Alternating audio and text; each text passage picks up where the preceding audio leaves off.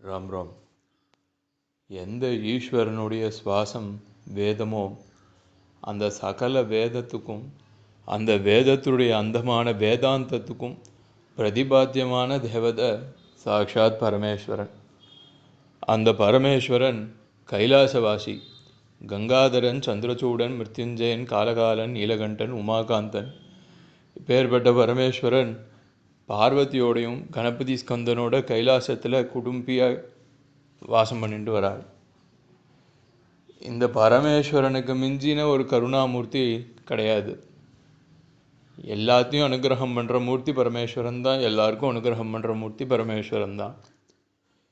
இந்த கலி தோஷத்தில் ரொம்ப கஷ்டப்பட்டாச்சு. க்ஷேமத்துக்கு சரியான மார்க்கம் புரியலை.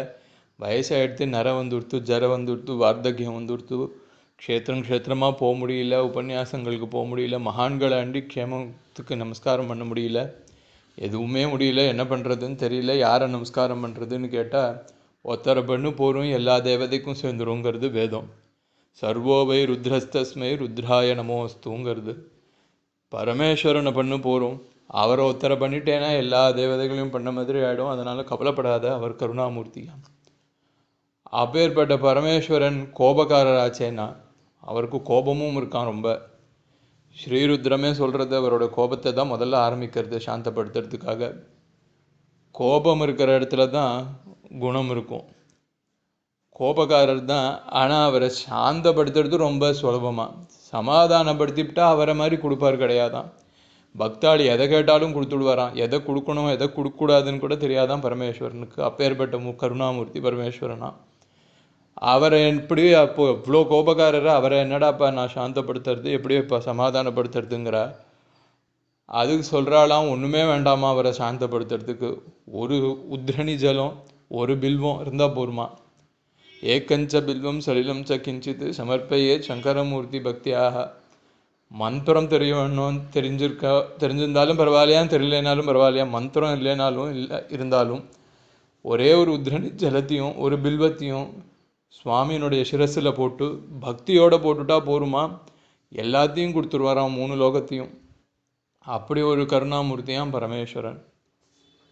இந்த பரமேஸ்வரனுடைய பிரபாவங்களையும் வைபவத்தையும் சொல்லாத புராணங்கள் இல்லை, இதிகாசங்கள் இல்லை. வேதத்தில் ரொம்ப தலை சிறந்தது இந்த ஸ்ரீருத்ரம். யஜுர்வேதம் வேதத்துக்கு மத்தியம். அதில் தைத்திரிய சம்ஹிதையில் 4வது காண்டத்தில் இருக்கிறது தான் இந்த ஸ்ரீருத்ரம். ஸ்ரீருத்ரம் பூராவே பரமேஸ்வரனுடைய விபூதியையும் பிரபாவத்தையும் ஸ்வரூபங்களையும் அவருடைய கருணையையும் தான் வர்ணிக்கிறது. அப்படி பரமேஸ்வரனுடைய பிரசாதத்தை ஸ்தோத்திரம் பண்ணுறது தான் இந்த ஸ்ரீருத்ரம்.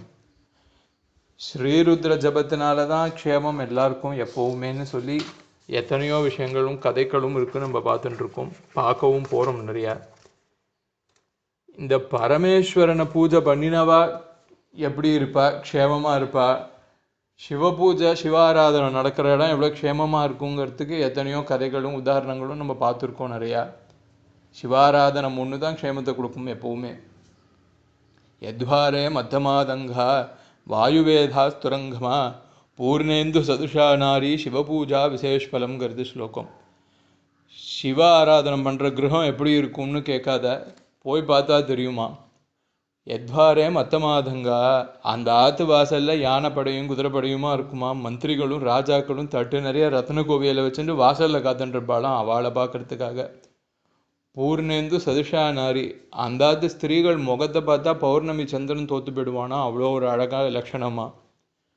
இப்படி இருக்குமா சிவபூஜை பண்ணுற இடம். பரமேஸ்வரனுடைய பிரசாதம் அது. அது மட்டும் இல்லாமல் இந்த ஸ்ரீருத்ரத்தில் பரமேஸ்வரனுடைய விபூதிகள்லாம் இருக்கிறத விட ரொம்ப விசேஷமான பஞ்சாட்சரி மந்திரம் வருது இதில் தான். பஞ்சாட்சரி மந்திரத்தை வச்சுன்னு தான் நித்திய பூஜை ஜபம் ஹோமம் எல்லாமே பண்ணிட்டு இருக்கோம் எல்லாருமே. நித்திய பாராயணத்தில் இந்த ஸ்ரீருத்யம் ரொம்ப அவசியம்னே சொல்லியாச்சு. ஸ்வசாக்கோ உபனிஷத் கீதா விஷ்ணோர் நாம சஹசிரகம் ருத்ரஞ்ச பௌருஷம் சூக்தம் நித்தியம் ஆவர்த்தையத்புதான்னு அவளோட ஸ்வசாக்கையில் உள்ள உபனிஷத்தையும் பகவத்கீதையும் விஷ்ணு சஹஸ்ரநாமத்தையும் ஸ்ரீருத்ரத்தையும் புருஷ சூக்தத்தையும் புத்தி உள்ளவா நித்தியம் ஆவர்த்தி பண்ணிகிட்டே இருக்கணும் அப்படின்னு சொல்லியிருக்கு. இந்த ஸ்ரீருத்ரத்துக்கு ருத்ரோபனிஷத்துன்னு ஒரு பேர் இருக்குது. ஸ்ரீருத்ரம்னா எல்லாரும் ஏதோ வந்து மிருத்யு போகிறதுக்கு, மிருத்யுஞ்சயன் சுவாமின்னா ஏதோ மரணத்தை காப்பாற்றுற தேவன்னு மட்டும் வச்சுட்டுறா. மரணம்னா அது இந்த தேகத்துலேருந்து உயிர் போகிற மரணத்தை காப்பாற்றுற தேவதை இல்லை. தேகம்னா பிறந்ததை அழியதான் போகிறது. அதை காப்பாற்றுறதுக்கு இவ்வளோ பெரிய பரமேஸ்வரன் ஒரு தேவதை அதை இப்படி கொண்டாடவா போகிறா? அதுக்கு இப்படி ஒரு ருத்ரம் வரையா? கிடையவே கிடையாது. மரணம்னு இங்கே இருக்கிறது அஜ்ஞானம். இந்த அஜ்ஞானத்தை போக்கி ஞானமான மோட்சத்தை கொடுக்கறதுக்கு மோட்சமாக இருக்கிறதும் அவரே, அவர்கிட்ட சேர்த்துக்கிறது தான் இந்த பரமேஸ்வரனும் ஸ்ரீருத்ரமும். அதனால தான் இதுக்கு ருத்ரோபநிஷத்துன்னே பேர். அதுவும் இல்லாமல் சதருத்ரியம்னு ஒரு பேர். ஏன்னா 100க்கும் மேற்பட்ட ஸ்வரூபங்களாக ருத்ரர்களாக பரமேஸ்வரனை இது வர்ணிக்கிறது தான். அதனால இதுக்கு சதருத்ரியம்னு ஒரு பேர். அது மட்டும் இல்லாமல் எந்த தேவதையை பிரீதி பண்ணணும்னாலும் ஒரு தேவதைக்கு ஒரு பூஜை ஹோமம் ஜபம்னு தனித்தனியாக பண்ண முடியல, வசதி இல்லைங்கிறவாளுக்கும் வேண்டானும் அவசியம் இல்லாததுக்கு இந்த ஸ்ரீருத்ர பாராயணம் ஸ்ரீருத்ர ஜபஹோமங்கள் பண்ணாலே போரும்னு சொல்கிறது. விரக்ஷஸ்ய மூலசேகேன சாக்கா புஷ்யந்தி வையதா அப்படின்னு சொல்லியிருக்கு. சிவே ருத்ர ஜபாத் பிரீத்தோ பிரீதாயேவாஸ்ய தேவதாக. ஒரு மரத்தில் நன்னா காய் பூ எல்லாம் புஷ்பம் இலை எல்லாம் நன்னா இருக்கணும்னா ஒன்றொன்றுத்துக்காவா போய் தனித்தனியாக ஜலம் விடணும்? அவசியமே இல்லை. எல்லாத்துக்கும் மூலம் கீழே வேறு. அதில் ஜலத்தை விட தானாக இலை நன்னா காய்க்க போகிறது, பூ காய்க்கும் பழம் காய்க்கும், எல்லாமே நன்னா இருக்கும், ருச்சியாக இருக்குங்கிறது.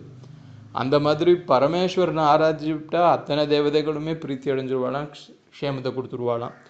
அதனால் இந்த ஸ்ரீருத்ரத்தில் பரமேஸ்வரனுடைய தியானமும் அவருடைய பிரபாவமும் அவருடைய கோபத்தை தணிக்கிற வைபவங்களும் எல்லாம் விசேஷமாக இருக்குது.